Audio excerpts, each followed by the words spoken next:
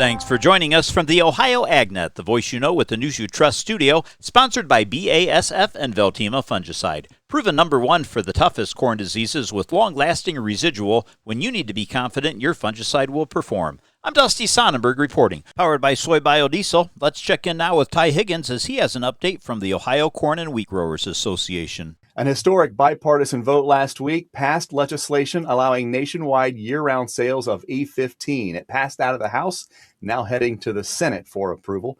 H.R. 1346, otherwise known as the Nationwide Consumer and Fuel Retailer Choice Act, removes outdated regulatory barriers that have restricted summertime sales of E15, also known as unleaded 88, in many parts of the country. To talk about and celebrate this feat, we have Jed Bauer, president of the National Corn Growers Association, also from Southern Ohio, and the executive director of the Ohio Corn and Wheat Growers Association, Tad Nicholson. Gentlemen, always great to see you. Thank you, Ty. So as you know, this has been a years-long push for corn growers and the ethanol industry.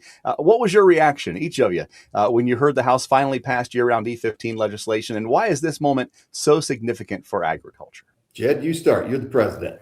You know, I would love to say it was excitement, but honestly, Ty, it was relief. You know, you talk about a year-long push, and it has been this year, but we have been at this for well over a decade. There's been some true farmer champions across Ohio and across the country that have been working on this issue longer than I've been involved in corn. Just a relief. I think we're all kind of exhausted.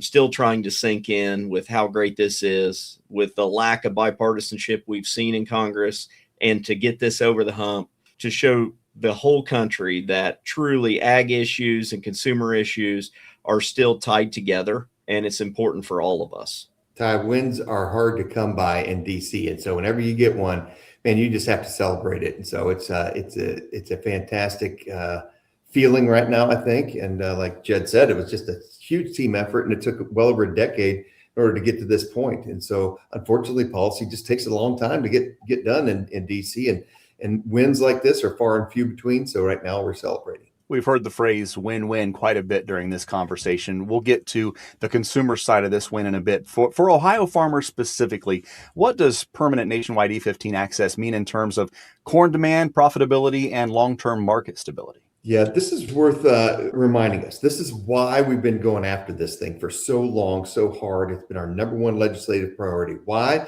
We're about corn demand, right? And so this one, we know from our own analysis, we have, think about the entire fuel mix in the United States. All the fuel that we have in the United States, about 10% of it is going to be ethanol right now.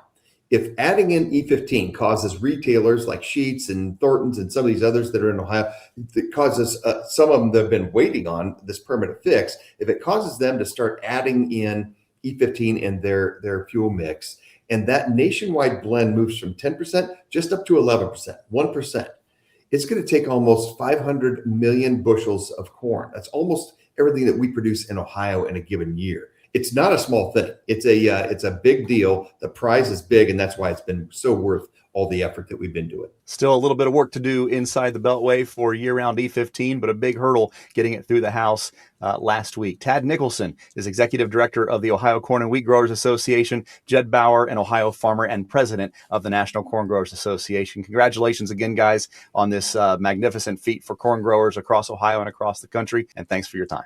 Thank you. Thanks a lot, Ty. Let's get a quick check now of your weather brought to us by Seed Consultants. Simply better performance online at seedconsultants.com. A large part of the state continues to be dry for this afternoon. I'm Chief Meteorologist Ryan Martin with that Ohio Ag Weather Update. In northwestern and west central parts of the state, we are going to be seeing some scattered showers and thunderstorms as we move into this afternoon and early evening. This does not sweep across the rest of the state. The rest of the state stays dry. We stay dry through a large part of Tuesday, then tomorrow night through Wednesday. Rain and thunderstorms here, 1/2 to 1.5 inches across the region.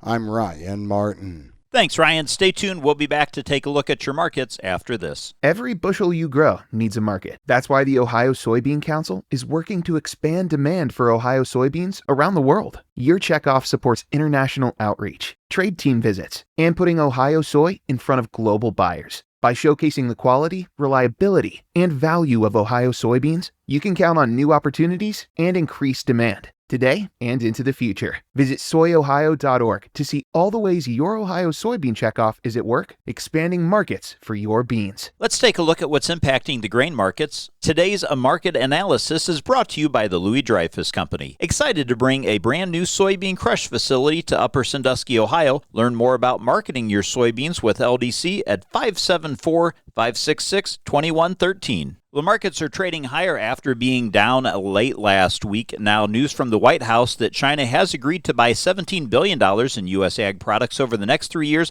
along with fear that the U.S. will resume bombing in Iran, sent futures higher. Let's get a quick check of those market numbers brought to us by Seed Consultants. Simply better performance online at seedconsultants.com. July corn is trading up 17 1/4 cents at $4.73. July soybeans 35 1/4 cents higher at $12.12 1/4 cents per bushel. And wheat for July up 24 1/4 cents at $6.60. This is the Ohio AgNet.